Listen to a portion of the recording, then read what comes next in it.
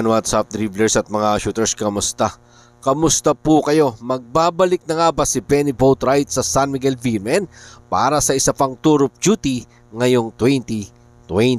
At Coach Tim Cone, umaasa nga po si Coach Tim Cone na magbibigay ng magandang laban ang kanyang Barangay Ginebra San Miguel sa pagpasok ng 2025 Commissioner's Cup. Yan po yung ating pag-uusapan, tatalakayin sa video ito matapos po akong maglambing sa inyo ng isang like, share, comment down below, and don't forget to subscribe and hit that notification bell button para lagi po tayong updated sa ating pong mga video. At lahat po ng ating shoutout nasa dulong bahagi lang po ng bidyong ito nang magsimula nga po ang San Miguel Beermen sa pagdepensa nila ng kanilang Commissioner's Cup champion ay nakakailang palit na din sila ng kanilang import at sa hanggang ngayon ay inaantay pa rin nila ang kanilang first choice import na si Benny Boatwright para makasama sa pagdepensa ng kanilang Commissioner's Cup trophy. Narito po ang sinabi ng source ng Spin.ph sa ulat ni Snow Badwa ng Spin.ph. Actually, inaantay namin siya kasi ngayong conference siya talaga ang import choice namin.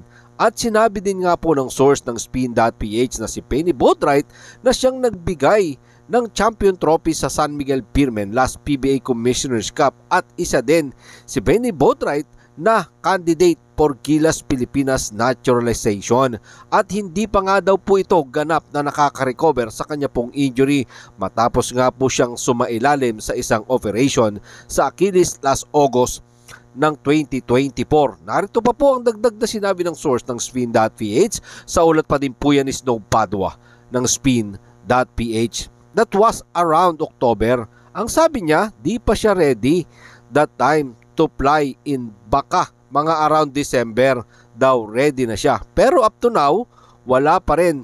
Di pa siya sumasagot so far. Sa kasalukuyan nga po, nakakatatlong palit na ng import etong San Miguel Beermen. Una, ginamit nila itong si Quincy Miller, Tory Jones at Javari na Chris. Nagpalit na nga din po sila ng bagong ng head coach bago matapos ang 2024. Binalik po nila si dating active consultant Leo Austria na nagbigay naman ng maraming kampyonato dito sa kupunan ng San Miguel Beermen at inilagay naman nila si Coach George Gallant bilang isa sa mga assistant coach. Ito pong si Coach George Gallant ang nakasama naman ni Benny Boatwright nang magkampiyon sila last Commissioner's Cup. Sa ngayon, hindi din maganda ang team standing na ito pong kupunan ng San Miguel Beermen dahil mayroon po silang 3 panalo at 3 talo. Sinabi nga po ng source na dapat daw healthy na sa kasalukuyan. Ito pong si Benny Boatwright ngayon pong 2025 na gusto nga po ng San Miguel Beermen management. And of course, etong SBP na rin na gusto nilang makasama. Ito pong si Benny Boatwright at sinabi nga po ng SMB na dito na magpagaling at dito na rin gusto ng San Miguel Beermen na ituloy ni Benny Boatwright ang kanyang rehabilitation. Sa ngayon, dahil hindi nga po sumasagot si Benny Boatwright habang ginagawa natin ang video ito, bibigyan pa po ng chance ng San Miguel Beermen ang kanilang bagong import na sina Chris. Dahil sa una niyang laro, talo. Ito pong kupunan ng San Miguel Beermen sa guest team na Hong Kong Eastern at talo agad ito. Yan po yung kanyang unang naibigay. Narito po ang huling bahagi ng sinabi ng source ng Spin.ph. Sa ulat pa din po yan ni Snow Padua ng Spin.ph. Wala, hindi pa sumasagot si Benny Boatwright. Ang sabi nga namin, dito na siya mag-training at mag-rehab. Inaantay talaga namin siya sa ngayon. Baka hindi na ang tagal na namin nag-aantay. Mahal ang pamasahe. Saka magastos ang palit ng import.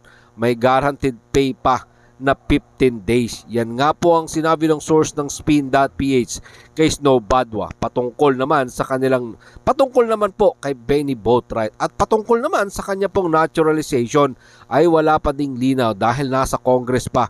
Dahil hindi pa din po ito tinatakel sa committee ni Congressman Rovi Puno ng Antipolo City. Eto't pag-usapan naman po natin ang nakaraang Manila Clasico at ang mga sinabi ni Coach Tim Cone patungkol sa kanyang Barangay Ginebra San Miguel. Sa nakaraang nga pong Manila Clasico, December 25 Pasko, Muling pinatunayan ng Barangay Ginebra San Miguel ang kanilang never say die spirit at yan talaga ang naging tatak ng Barangay Ginebra San Miguel sa matagal ng panahon sa liga ng bawat Pilipino ang PBA.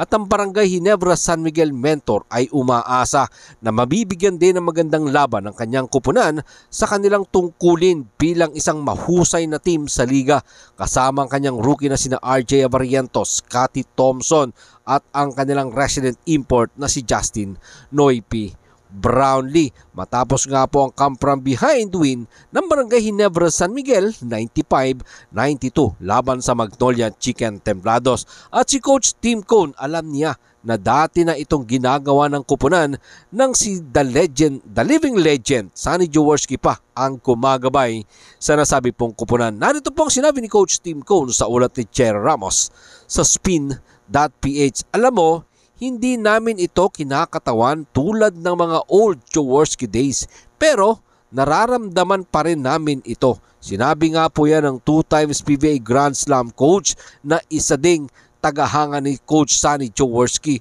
noong siya pa po ay mas bata pa. Diba? Narito pa po ang mga sinabi o dagdag na sinabi ni Coach Tim Cone sa ulat pa din po yan ni Cher Ramos sa spin.ph. Pinag-uusapan pa rin natin ito at bahagi pa rin ito ng ating kultura.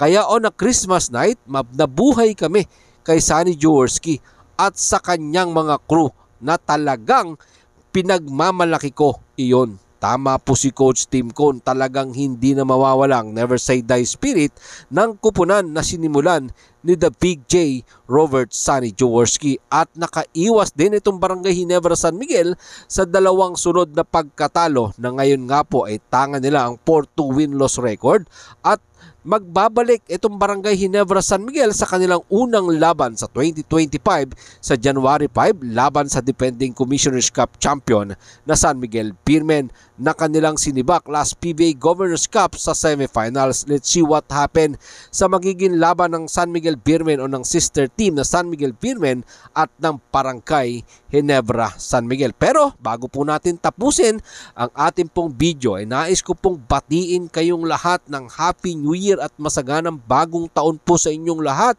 sa ating mga ka-shooters at ating mga magiging ka-shooters pa lamang. Maraming salamat po sa inyong panonood. Ano man po ang inyong maging opinion, pag-usapan po natin yan dyan sa comment section. Ingat and God bless everyone. Adjourn, pero bago po natin tapusin ang ating video again, shoutout po kina